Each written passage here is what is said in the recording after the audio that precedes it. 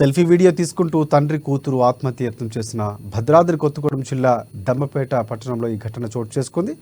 గాజుపోయిన స్త్రీను తన కుమార్తెతో కలిసి డీజిల్ తాగి ఆత్మహత్యయత్నానికి పాల్పడ్డారు. దమ్మపేటకి చెందిన విజయ మారుతి శర్మ తమను ఇబ్బంది పెడుతున్నారని సెల్ఫీ వీడియోలో తెలిపారు. వారు తన సోదరి ఓటర్ స్లిప్పులు పంచుతున్న క్రమంలో విజయ మారుతి శర్మ దూషించాడని, విషయంపై ప్రశ్నిస్తే వ్యక్తిగతంగా ఇబ్బంది పెడుతున్నారని తెలిపారు. అతను వేధింపులకే సూసైడ్ అటెంప్ట్ చేసినట్లు వారు తెలిపారు. విషయం గమనించిన కుటుంబ సభ్యులు పరిస్థితి విషమించడంతో అశ్వారావుపేట ప్రభుత్వ ఆసుపత్రికి తరలించారు. చిన్న గొడవ అయిందండి. బాబాయ్ అమ్మాయిని విజయ మారుతి శర్మ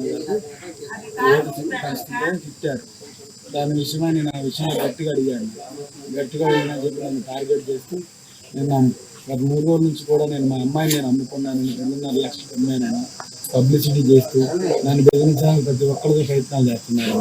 దానికి ఇంకా ఏ దారి దొరక్క మా అమ్మతోని కొమ్మక్కాయి మా అమ్మ ఆయన కలిసి నేను భాస్కరరావు గారు చచ్చిపోతే అక్కడ కూడా వచ్చిన అందరికీ ఇట్లా చెప్తామని అడిగి నన్ను ఇట్లా ఇబ్బంది పెడుతున్నాను. అది మా అమ్మాయి తెలిసి నేను చచ్చిపోతున్నాను, నేను బతుకులేని ఇట్లా ఇది ఏడుస్తున్నాను.